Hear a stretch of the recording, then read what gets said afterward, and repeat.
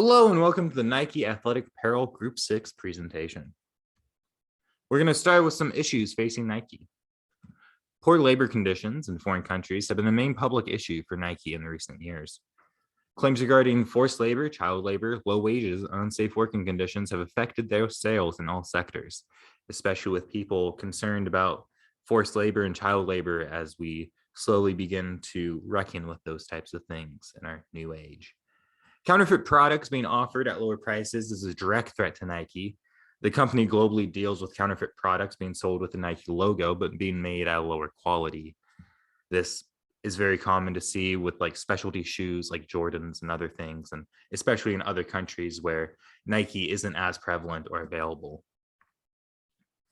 Although Nike is responsible for most of the athletic apparel market, increased competition is still a concern.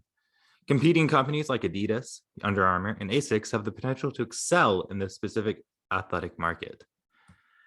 Nike is the world leader, but there are other companies that are slowly coming up.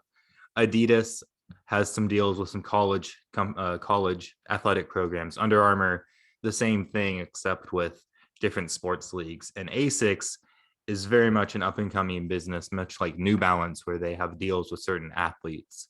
So Nike is feeling some pressure outwardly from these people, these companies, but nothing too much so far. Some solutions that we came up, recommendations as they are, is regular companies should have set up factories or send special managers to supervise and report on the facts of every month. So basically Nike needs to set up a way to make sure that the companies that they are contracting to manufacture their shoes and other athletic apparel are following the standards that they hold themselves to and not the standards that the countries that they're working in have. So legal practices like child labor, forced labor, low wages, and unsafe conditions need to completely be banned within the Nike company itself, and they need to hold their contractors up to the same standard that they hold themselves. Number two, appearance of genuine products is a belief for favorite companies. In the event of a counterfeit or shoddy goods, legal channels can be provided to investigate. It is true that the price cannot be compromised like counterfeit and shoddy products, but people will be driven by interests. If possible, the company can provide a hotline for reporting or have a special anti-counterfeiting sign so that the public can easily distinguish between real and fake products. Some products like the fake Jordans that some people see are very obviously fake, but sometimes like with Nike Air Force Ones, there's no real way to tell what a fake shoe is and what a real shoe is. So Nike needs to have some type of certificate of authentication within the shoe that cannot be duplicated by a counterfeiter. It's almost like the US dollar bill where they have that special logo on it that can only be made with a certain type of printer. So if just a normal Joe like you and me tries to counterfeit that product, or a dollar in this case, we will be caught really easily because it won't have that certain signature on it. Number three, competition is inevitable. But if a company's services, products, and prices meet the public's requirements and aesthetics, ensure product design and quality, reasonable price planning, novel and unique goods, comfort and service delivery, most companies will be more willing to choose the full range of products. Of course, promotion and new products usually attract more people. So Nike not only needs to continue to sell the quality products that they already have, but they need to expand into other sectors where they haven't yet expanded and make sure that they're including everybody in their customer base, not just the people who they're already marketing to. Future goals that we've come up with from Nike are considering our loyal customer base. We're always searching for ways to increase value to keep them. Providing proven quality products have gained our customers' trust. Our current goals have led us towards success. Maintaining and solidifying these goals will continue to guarantee profit. Satisfying the customers, providing convenience with quality products will require investments in systems and materials.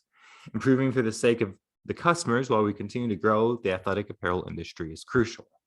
So not only do we want to grow for ourselves and grow into what we think is the best Nike can be, we also need to grow into what customers are expecting of us and continue to provide that quality product that customers have always expected from us.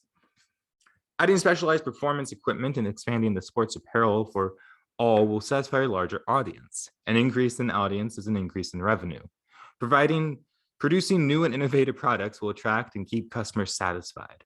An improved strategic product planning plan is that aligns with cutting ties with specific retailers like Fred Meyers. This will emphasize the desired reputation of the brand.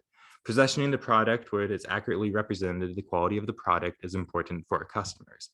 So making sure that we are not only producing the product ethically, but also selling the product with ethical people, sending it out to outlets and places where we know that they are following our standards and our goals and everything aligns with each other. Some conclusions for this. For Nike to prevail during these times, we recommend that them. Conclusions. For Nike to prevail during these times, we recommend them expanding further into the online market. Doing so will allow them to potentially reach a more diverse and extensive target market. By doing this, they can increase profits and reduce costs. Strategic advertising and self-marketing will give Nike the edge over their competition. Nike needs to get more involved with social and environmental causes, which they can improve their image and reputation. By following a code of ethics and morality, they can certainly appeal to a different target market who values companies that are concerned about the environment and the well-being of others. So Nike needs to not only make sure that they are being a good company quality-wise, but also a corporately, socially responsible company. And I know that we talk about that a lot during a lot of things, but it cannot be emphasized how important being a socially responsible company can be when it comes to marketing to certain groups of people, and especially when a company such as Nike has a history of having problems with those types of things. It is important for them not only to stop those practices, but also increase their awareness of those practices and contribute to causes that will continue to eliminate those things out in other companies. That is our presentation. Thank you for listening.